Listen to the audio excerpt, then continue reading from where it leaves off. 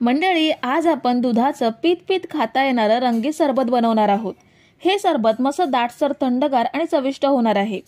उन्हाळ्यामध्ये आपण वेगवेगळ्या पद्धतीची सरबत बनवत असतो, तसंच आज आपण दुधाचं चविष्ट सरबत बनवतोय। अगदी संध्याकाळच्या नाश्त्याच्या टाइमला किंवा पाहुणे येणार असतील तर हे पोट भरेल असं चविष्ट दुधाचं रंगीत सरबत नक्की बनवू शकता।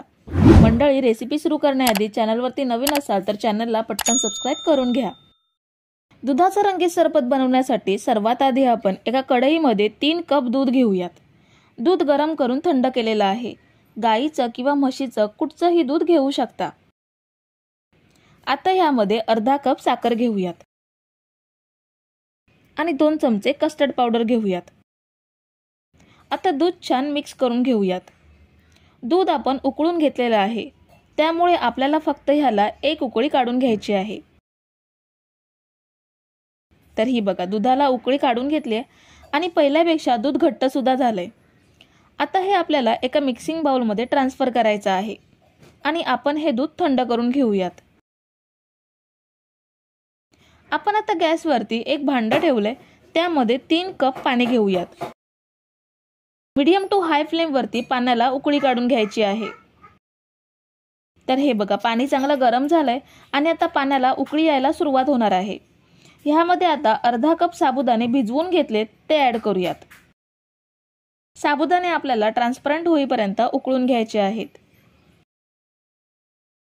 तर हे बघा, साधारण 5 मिनिटे आपण हे उकळून घेतलेत। साबुदाणे अगदी छान मोत्यासारखे तयार झालेत। आता गॅस बंद करूयात आणि हे गाळून घेऊयात।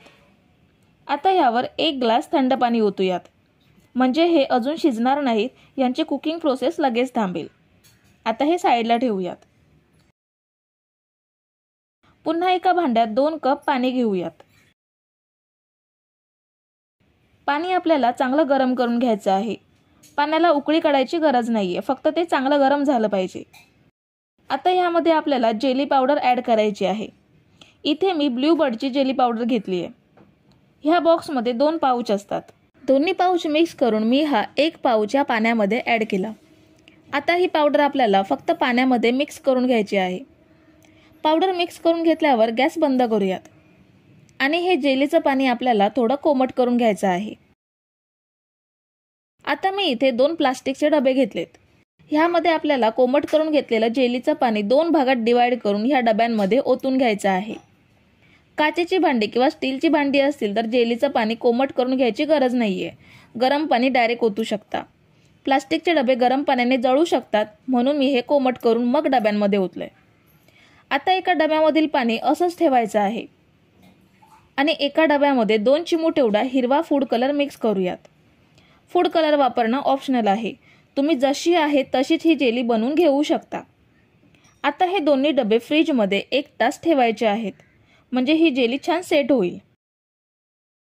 तर 1 तास आपण हे डबे फ्रीजमध्ये ठेवून जेली सेट करून घेतली आहे। दोन्ही डब्यामधील जेली छान सेट झाली आहे। आता आपण ह्याचे पीसेस करून घेऊयात। तुम्हाला आवडतील तसे लहान मोठे जाड पातळ ठेवू शकता। पीसेस करून घेतल्यावर चमच्याने हे सैल करून घेऊयात। हे बघा, खूप छान जेली तयार झाली आहे। दुसऱ्या डब्यामधील जेली पण अशीच कट करून घेऊयात। आता कस्टर्डचं दूध चांगलं थंड झालंय। ह्यामध्ये आता गाळून घेतलेले साबुदाणे घेऊयात। 2 चमचे भिजवलेला सब्जा घेऊयात। दोन्ही कलरचा जेली ह्यामध्ये ऍड करायच्या आहेत आणि थोडा बर्फ ऍड करूयात, किंवा सरबत प्यायच्या आधी अर्धा तास फ्रीजमध्ये ठेवून सर्व करू शकता। तुम्ही जर इथेपर्यंत रेसिपी बघताय तर तुम्हाला एक विनंती आहे की व्हिडिओला एक लाईक जरूर करा। आता सगळं छान एकजीव करून घेऊयात। संध्याकाळच्या वेळी किंवा पाहुणे येणार असतील तर हे सरबत बनवू शकता। खूप छान टेस्टी सरबत तयार होतं आणि दुधाचं हे रंगीत सरबत दिसायला सुद्धा आकर्षक दिसतं। तर मंडळी, रेसिपी कशी वाटली हे कमेंट करून नक्की सांगा आणि व्हिडिओला न विसरता लाईक करा। रेसिपी तुमच्या मित्रमैत्रिणींसोबत शेअर करा आणि चॅनलला सबस्क्राईब केलं नसेल तर लगेच सबस्क्राईब करून घ्या। थँक्यू।